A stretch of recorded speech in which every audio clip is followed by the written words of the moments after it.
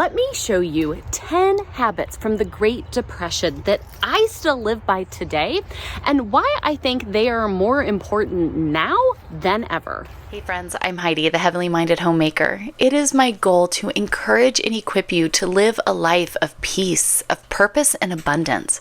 I believe in homegrown revival, and today's video is another step down that narrow path. So before we get into it, be sure to hit that like button and say hello to Mary Coco.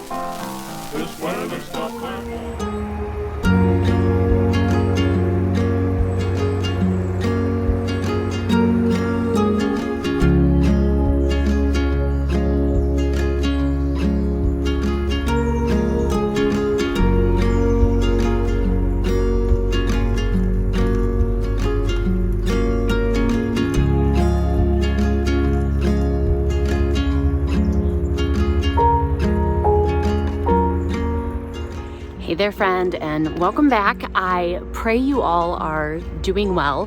We are just in between some actually quite severe thunderstorms right now, and for those of you who have been watching, you know we're also working on building our pallet house. And so I figured while we have a little break in the storms, I'm gonna sneak out here because I need to pick up some of these supplies that we left on the top field and get them down to where we're building. But I thought it was a perfect opportunity to get my walk in for the day, as we've been talking about our Unplugged summers, and catch up with you guys on these topics, because we all know it, we all see it. The world is doing its own crazy world things. Whether we are getting ready to go into a recession, if you don't believe we're there already, we are going into a full-blown depression, or we just want to be more frugal, be wise stewards, and make the most of our resources. Whew, walking uphill. Whew, I'm not fully there yet. These are things that are incredibly important, and I think all of us just wanting to get a better bang for our buck, like make it stretch a little bit further. These are habits and things that they use then, and we should absolutely be using now. So I'm excited. Let me grab this out from underneath the tree, and we'll chat.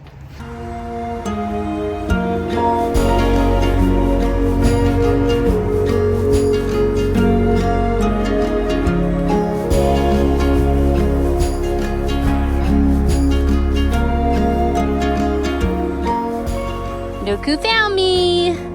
It's Thaddeus! Everybody say hi, Thaddeus! I'm up here on the top field, and next thing I know, I hear something coming up behind me, and it's a big buddy. Hi, sweetheart. You gonna hang out? Yeah, you like making videos, huh? Yeah, you do. Yeah, you do, you big old buddy. Good boy. Now, the real trick will be seeing if I can get through the video without this 100-pound dog trying to climb up on my lap. Yes, I love you so much. I know, I do love you so much. Sit down, let's sit down, chat. Nope, let's sit down, chat.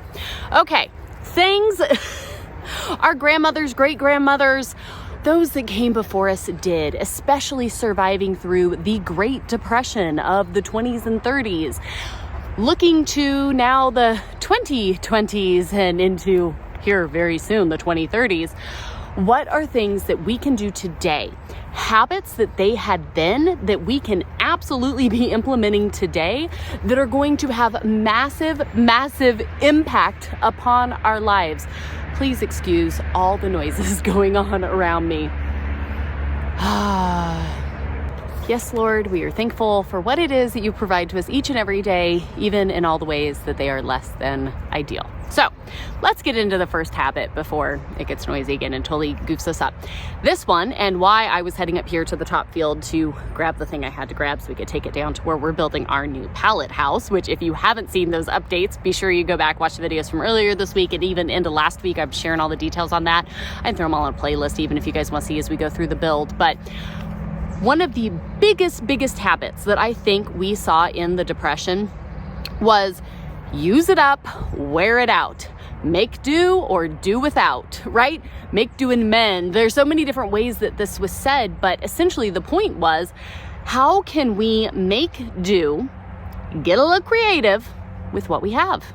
How can we do that? If you adopt that mindset, honestly, if you need to write it on a Post-it note and hang it on your cupboard. Use it up, right? How can I use what I have? Wear it out.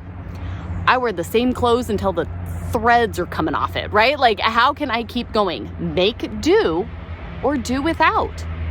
How can we start adopting that mentality to our lives?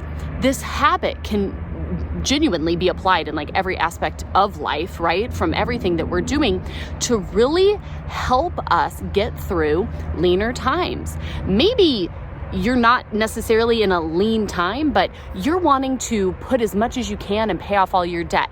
You are wanting to get a savings going. You're really working on your prepared pantry. You are wanting to put a year's worth of income away. You're wanting to pay off your house, right? Whatever the case may be. These are great things to apply. And so this is what we've been doing, this whole building our off-grid cottage. We're building it out of pallets. I understand it might not be the fanciest, most glamorous thing out there in the world, but it's what we have available.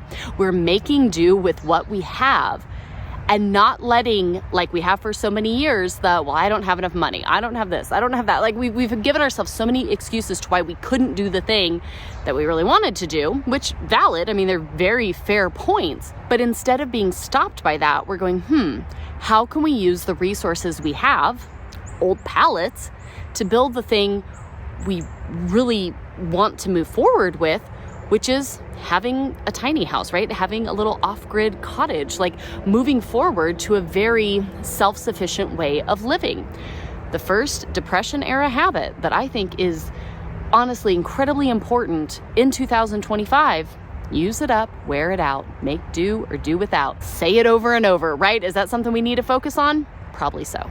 Now, the next habit that I think is incredibly important, and of course there's multiple benefits to this. There are the health benefits, they are just the building of skills benefits, but start cooking from scratch. And if you've never done this because you think it's super duper intimidating, well, congratulations. You don't have to worry because we now live in the day and age of the internet. You can get on YouTube and see so many channels. Sorry, I'm trying to make sure I look down in front of me as I'm walking down so I don't like step on a snake or something crazy. Yeah, you walk in front of me, buddy. Scare everything away. You can learn how to cook from scratch. It is not as intimidating as maybe you thought it was. Now, I'm very thankful. I grew up with my great-grandparents that I spent time with regularly every single week. I had a great aunt who taught me to cook and bake from scratch. I had family who lived that way and did those things, and I was able to learn so much from them. And it's something that I've noticed even over the years, like I've kind of gotten lazy with teaching my own children because it's so easy to just grab a box of this or grab this pre-made or whatever the case may be.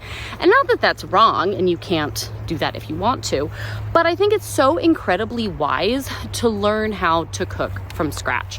Have those basic essentials that you keep and you store in your prepared pantry so that way when the time comes that something needs to be made, you can easily do it. It's amazing when we look to the wisdom of those who lived through the Great Depression and other trying times of life.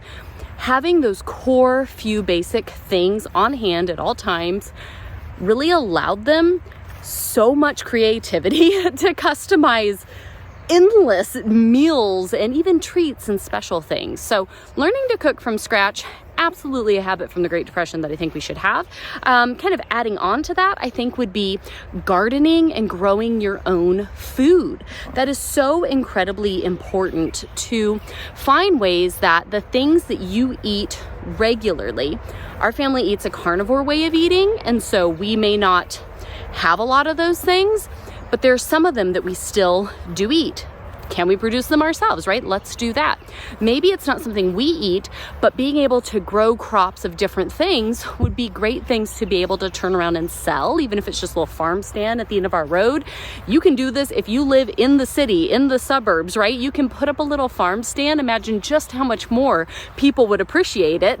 In an area like here out in the country, it's very oversaturated. Not so much if you are inside of city limits, but maybe it's going and selling the excess that isn't what you're eating. Maybe it's going and being able to barter with someone else for what they have. Being able to garden and grow your own food, incredibly, incredibly important. The fourth tip that I thought about when I was kind of thinking about, man, what are, like, if we had to condense these together, right? What are these habits that we've been doing or I want to get better in? Hang your laundry to dry. I love this when you look at especially so many like European homes.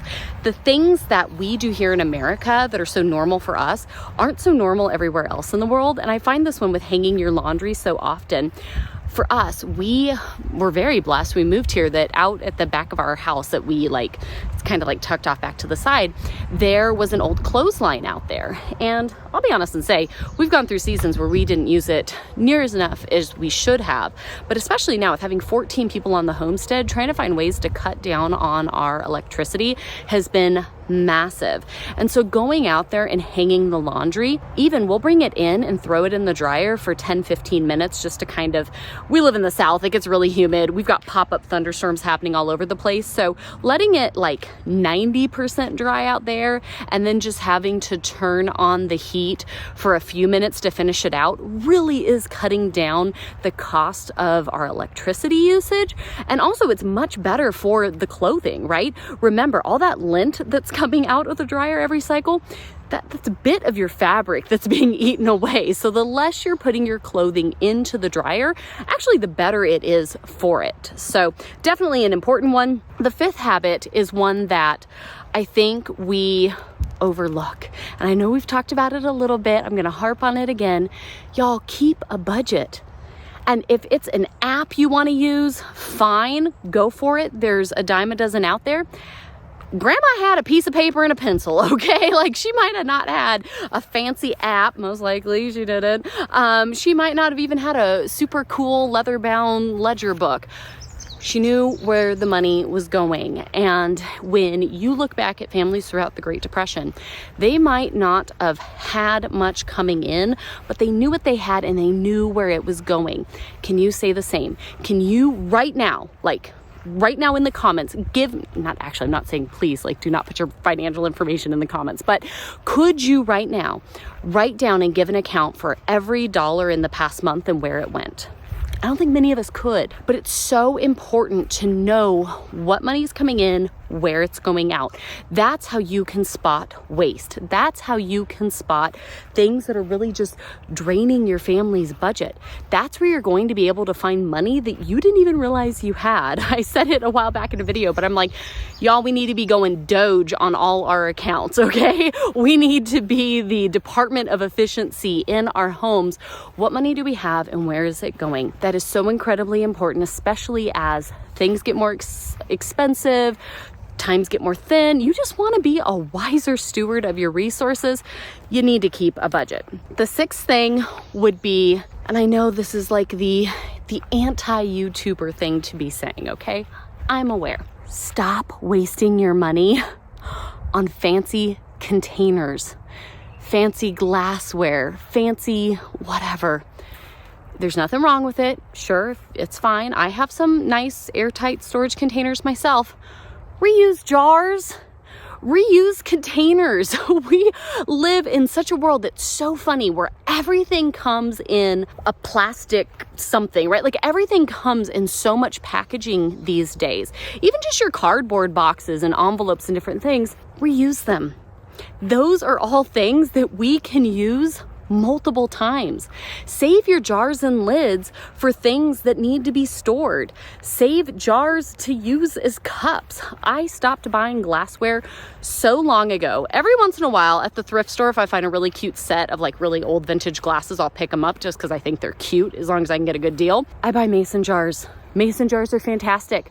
I can put lids on them. They can be Tupperware. I can take the lids off. They can be our glassware. They hold up so much better. They do not break like everything else breaks. They're cute. They work. You can add a lid to them. You can get fun little lid attachments if you have younger kids and you want to put sippy cup tops on them, or you just want a straw to go in them, or whatever the case may be. Stop buying all those things and start reusing the containers that you have right in your own home. You already paid for that jar of pasta sauce or whatever. Save that jar, save the lid on it, reuse it again. We're gonna sit down here by the creek. Not that you can see it because all this needs to be mowed, but we're gonna sit down and finish our few things here. We only got a few of them left, but again, all of these things, they matter. They make a difference. And you'll have to let me know, of course, down in the comments, which of these on the list are things you do or want to get better at. Yes, I love you. What else would you add to this list? Okay, here's the 10 habits I thought of. Let me hear yours. I love our community section here. Y'all are the best community. The wisdom, the insight, the testimony, the encouragement. Just know I love reading through every single one of y'all's comments, and I glean so much from them. So just a quick little note. Thank you for being here. Excuse the dog panting into my face. I know, buddy. How about you stay right there just a smidgen? Okay, so we're reusing containers. We are keeping a budget. We know where our money's going. We're looking at what food we could make or sell or barter. We are learning how to cook from scratch. We're using what we got. Sewing, mending, repairing, learning basic stitches. I don't care if you're a gal, you're a guy, you got daughters, you got sons, learn how to do some basic mending. It's crazy that the just skill sets that are so simple and are so utterly overlooked today. Being able to put in a hem, being able to fix up a hole, being able to mend a sweater or something. We find stuff at thrift stores all the time. We go to our Salvation Army frequently. There's like usually certain days throughout the month or different things that they do where certain tags are 25 cents, okay? That's when we go, that's when we stock up on clothing that our family, there's 6 of us, but on the property, there are 14 of us here on the homestead. When people are in need of stuff, we go on quarter days, okay? And we get the clothing we need for 25 cents and we find good stuff. But oftentimes, especially when we're thrifting, and a lot of things I have come from the thrift store, I have reasons for that. We can talk about it later, how we find stuff and when to invest in quality, when to stock up on quantity. We can always talk about that later. Let me know if you'd be interested. But a lot of times when we go, something will be marked down to a quarter, sometimes even less, because it needs a simple repair. A little bit of mending, a few little stitches, right? Maybe a little bit of learning how to take stains out with, different types of stains need different types of things. Really simple things like that.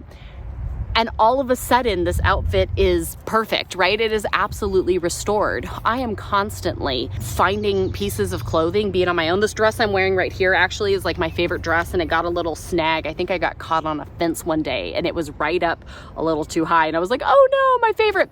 I went in, I pulled out my little mending box and put it right up together. Our kids have learned how to do these things and are teaching the younger kids how to do them. So whenever we run into something that needs to be mended, we just learn how to fix it and we fix it so that way we're not having to replace everything. Those are habits that our grandparents, great-grandparents, great-great-grandparents, right? Like people of all of time had that I think a lot of us are missing today. And so learn how to sew, even if it's very simply, learn how to mend, learn how to repair things. It's another reason why I love buying stuff from the thrift store. I figure if it was made that long ago and it survived long enough to end up in a thrift store, buddy, I love you so much. You've got to scooch over. You do not realize how ginormous you are. If it's made it that far to end up in the thrift store, it's probably because it can be repaired. So buy that and then you can repair it when you need to. It makes life a lot easier and a lot cheaper. The 8th point I had was learn how to actually stretch meals. I think this is another thing in our modern day convenience. I genuinely believe that convenience is killing us. We don't know how to stretch meals. We don't know how to give every scrap of food left a second chance, right? Being able to take, the bits of meat that's left over and turn it into this. I had a great aunt who was so incredibly resourceful, and she was world famous, not actually world famous, but it felt like it as a kid, for her taco meat. She made the best tacos whenever we would go over, and even as adults, when we would visit her, we were all like, tacos, when we're there, tacos. That's what we want. Her taco meat was legendary. And her secret to it was all the scraps. She would take whatever scraps of meat, and you could always go to her freezer and find like massive bags labeled taco meat. she would buy ground beef and shredded beef, things like that. As she would find stuff on sale, she would buy it up. And then periodically, she would pull out her massive, massive pots, put them out on the stove, mix in all these meats, mix in some refried beans, mix in her seasonings, right? Mix in all of the stuff and make these huge pots of taco meat that she could then section off and put them into freezer bags whenever there was someone who she knew was a little short on food or was sick and going through something and she wanted, here you go. Here's a bag of ready to go taco meat. And it was so delicious because she found ways to stretch meat, to stretch meals, to be able to find stuff on sale and scoop it up and turn it into something else, take the leftovers from this and turn it into that. For us, what we do is we eat a carnivore way of eating. And if you are looking for, not only for its amazing health benefits, I think summertime is the easiest time to switch over to carnivore because you go outside, you throw some meat on the grill. It's delicious, it's easy, and it is so much healthier for you. Again, I've got a playlist on that. If you're interested, let me know. It's so easy to stretch a meal. My husband will grill our meat usually we eat one main meal every late afternoon, early evening. And then that means the next morning there is some protein in there that I can pull out. And if I just want, I drink like a protein coffee, so I'm usually not super hungry for breakfast. But like this morning there was grilled chicken. It was like a lemon marinated chicken. And I just was like, I just need a little protein. I'm just feeling a little something. We got all these thunderstorms coming in. My sinuses were kind of bugging me. I just went in there and pulled out a chunk of chicken. I was like, done deal, right? Here we go. I don't necessarily buy extra stuff for snacks because we just use whatever. There's always a little extra left over after our meal from the day before. There you go. You need a little something, pull it out. Easy. How can you stretch your meals? The 9th point was homemade cleaning products and simple cleaning routines. I kind of put those into one. I started making my own cleaning products a while back. Sometimes I buy certain things, sometimes I make certain things. I kind of mix it up. But whether you are making exclusively or buying exclusively, it's a wise thing to know how to do. Do you know how to make your own cleaning products? Do you know what natural ingredients do clean and do fix this and do handle that? Again, welcome to YouTube. I mean, suggestions and ideas are a dime a dozen on here. Learn how to make your own cleaning products. They did this in the Great Depression, and these are certainly skills we can use today. You look at the cost of like modern cleaners when you go down the cleaning aisle. Number one, they're filled with so many fragrances and chemicals and things that are not healthy and not good to be spreading all over your home. Did you know that indoor air in the average home is more toxic than even the pollution of the outdoor air? It's impressive to know what's going into our things and how it's allowed and all of that. Learning how to make some basic cleaners is a lot cheaper and worlds healthier. And then being able to have a very simple process for keeping up on all of those things, absolutely key. I mean, it changes so much. You look back from like Little House on the Prairie to, yes, of course, the Great Depression. They had a simple cleaning schedule. I can leave it linked down for you guys as well. I created like a simplified approach to the Fly Lady system a few years ago, and I don't always stay on track. And when I don't, I feel it because that system works, and I really need to like get re-implementing it because it's a game changer. I'll leave you a link to that down below if you're interested in like a simple cleaning system that would really be beneficial, because some simple cleaners, right, having it put together, life-changing. So I'm gonna get up and start walking back to the house because let me just show you. Those storms are certainly rolling in. Oh, wow. Now, last but certainly not least, if you're looking to habits that the average person had during the Great Depression, that I think the average American in our modern time today just has no clue on and really would be better off, regardless of what the financial outlook on our country is here in the next year, 5 years, 10 years. Entertainment without screens. I talked the other day in a video about just how much the technology today is really affecting our minds, genuinely, like scientifically. Our minds that then affects our hearts. And it's happening to us adults, it's happening to our children at unprecedented levels. But being able to be entertained without a screen is something that children and adults alike really, I think, need to spend some time on. And that's why we're kind of undergoing this whole like unplugged summer theme in our family. It's why I'm talking about it in videos and sharing different resources and stuff with you all. Being able to look at what we're doing each day. I started off saying, okay, I don't want to have any screen for the first hour of my morning. That means I'm not checking my phone the moment I wake up. I'm not getting on my computer and just starting my workday. I'm not flipping on the TV, letting the news start going. I'm not just letting YouTube videos even start playing first thing in the morning. First hour, no screens. It was amazing. And then I even said, okay, last hour, no screens. I'm reading, I'm getting outside, I'm going for a walk, I'm just watching nature, right? I'm really just having this time in scripture and in prayer and just thinking my own thoughts. I started journaling, right? All of these like really wonderful, amazing things. And the more that I find that we push away from relying on screens to entertain us and just keep those little dopamine hits firing 24/7, it changes so much in our lives, so much. And so I really want to encourage you that as we apply these different depression era habits that I think are really beneficial in many different ways, again, let me know which ones you would add to this list. What am I missing? What are you working on in your own life with what you're doing? Getting off the screens so much. Taking the screens back to being useful tools and not the thing that's dictating our lives is an absolute game changer and one of the biggest, if not next to making, do, and mending, but not having this so loud, running just rent-free in our minds, I think would be insanely beneficial. And we can learn from our ancestors that survived things like the Great Depression. And I think that that constant plugged-in impact is a really big piece of that.